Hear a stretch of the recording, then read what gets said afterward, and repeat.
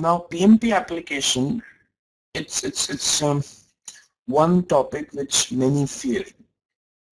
I've heard or I've seen lots of people getting very furious about filling PMP application, or they are not really confident about filling PMP application, or very concerned, or they always look for a guidance in order to fill the PMP application. But to be very honest with you, if you use their online application system, it's dead easy, it's very easy, and if you just pay a little attention to it, anyone can fill it. You yourself will be able to fill that application without any problem at all if you are doing truthful reporting of your experience. So let's have a quick look at the small slide pack that we have. If you are filling your PMP application, there could be two scenarios, that either you are a bachelor degree holder or you are just a high school diploma holder. So if that's the case, then you need to show 5 years of experience in total, counting to 7,500 hours. Or if you are a bachelor's degree holder, then you need to show 3 years of project management experience with 4,500 hours of project management experience. In both the cases, you would need 35 hours of formal education, which you will get after today's session. Now, online application, like I was just saying, that PMI also encourages to use the online application to apply for all credentials. Make sure you meet the eligibility requirements and can record the necessary information on the application. So before you apply for any credential, or before you start filling the application for any of the certification, ensure that you understand the eligibility criteria and you meet the eligibility criteria. Along with that, you have the right proof and the documents to support that you are eligible for writing this exam. So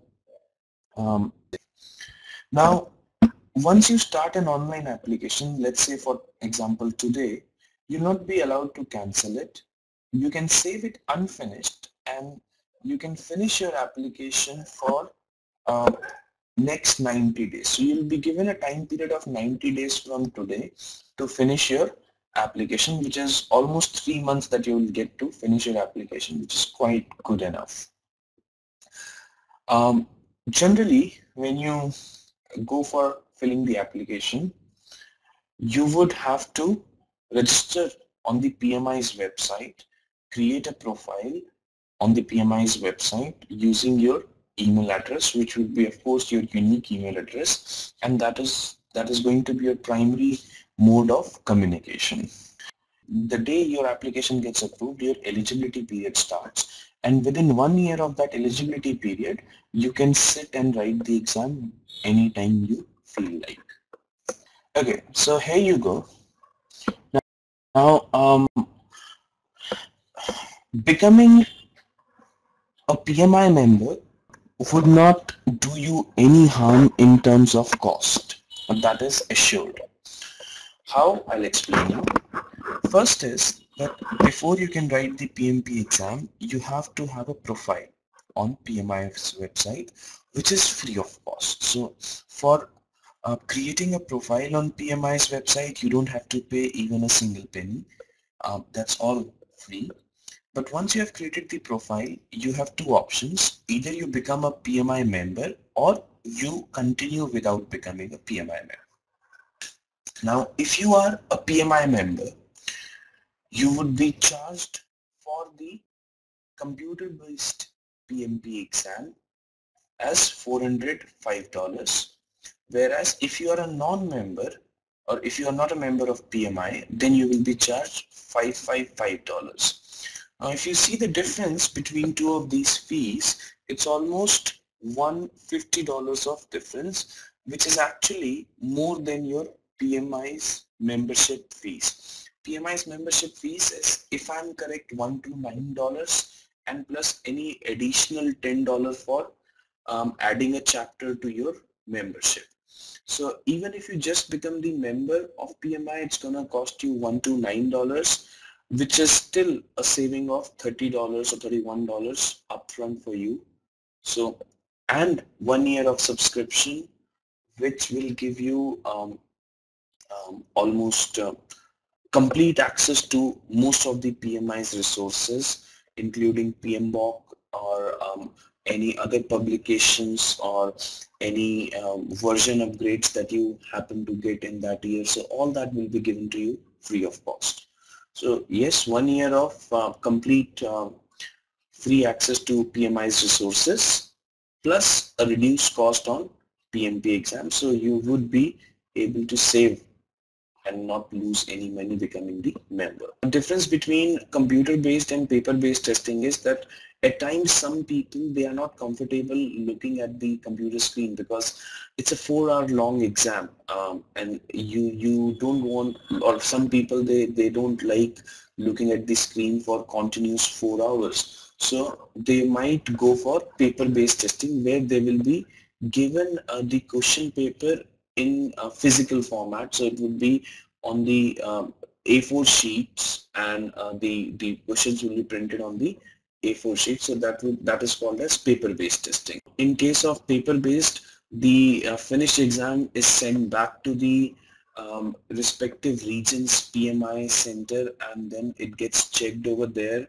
and I think it takes around 1 week to disclose the result. Now as you can see that computer-based and paper-based have got a difference in fee just because of the technology and all that. So it's just their own methodology. So you can see the difference. Anyways, unluckily, if you happen to fail the examination, then these are your costs in terms of taking a re-examination, which is again giving you a difference between, or giving you a difference of $100 in terms of member and non-member.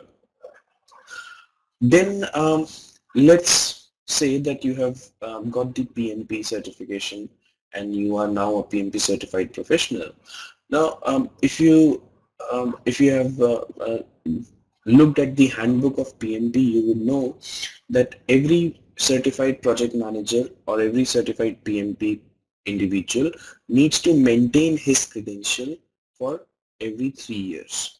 So every 3 years they need to submit a proof of 60 hours of learning. So that is called as CCR, credential renewal. So if you have to get your credentials renewed, if you are a member, you will only pay $60 towards the renewal. If you are not a member, then you have to pay $150 towards the renewal.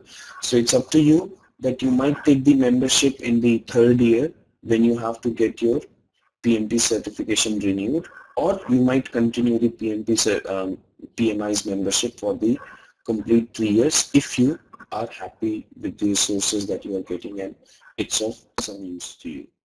You can pay by credit card, check, wire transfer, money order, whatever is convenient to you. Refund policy.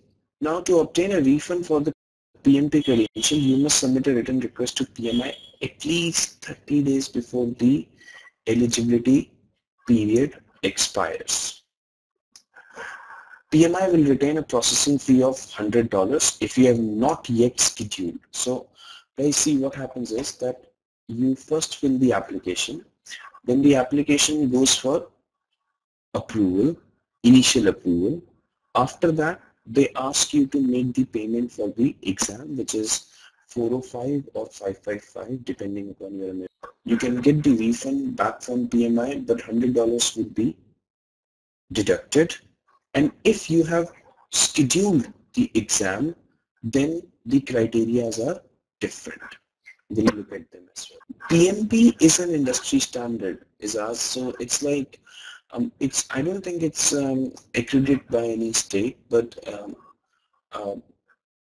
you go anywhere and you work in the domain of project management, the first thing that they ask you is that are you PMP certified? So it's like one of the most valued certification in the field of project management. Now, if you ask me that is MCITP or MCTS, which is Microsoft Certified Technology Specialist, or some other credentials coming from Microsoft, are they accredited by some organization or some state or law? Then no, they are not. But then in industry, they are very valuable, and probably not everyone or not anyone can achieve them. It requires quite a hard work to do so. So you get valued if you are holder of certain accreditations like this or certain credentials like this. But then if you look at the complete line, it says it has been recognized by the American National Standards Institute. So that's not country law or state or local. So it's like their own standard institute. So it has been recognized by that, but it has not been mandated by them. Once you have filled the application, once you have submitted your fees, then before the final approval from them, from the PMI, there is a chance that your application might be picked up for an audit. If that's the case, then in that case, you get 90 days from the date that they inform you that your application has been picked up for audit. From that day onwards, you get another 90 days, which will be added towards your 1-year eligibility period. That those 90 days will be given to you to submit your supporting documents of whatever you have said in the application. So if you have said that you are a bachelor's degree holder, or if you have said you are master's degree holder, then you have to present them with a copy of your degree, and then you have to give them the contact hour certificates copy, and you have to get the signature on the experience of the project management that you have shown with the respective supervisors that you have mentioned in the application. So all that together should be then submitted to PMI, and then they'll come back to you telling you if they need something else or it has been approved. I'm sure you must be all aware of this, that you get 200 questions, out of which 175 questions are scored and 24 questions are unscored, which are for statistical purposes or future examination purpose questions. And the bad thing is that you don't know that which are those 25 questions which will not be scored. So you have to treat all the 200 questions one and the same, but ultimately you will only be answered, or sorry, your answers would only be checked for those 175 questions that were for exam purpose. You can start the application process, that's not a problem, but to complete the application, to move through the application, you will have to tell them the dates from when to when did you complete those contact hours. For CAPM, instead of 35 hours, it is 23 hours of 23 contact hours, and it is, yes, it's 1500 hours of project experience or 23 contact hours, one of them, not both of them. And you have to have at least high school diploma or global equivalent along with those 1500 project experience hours or 23 hours of education.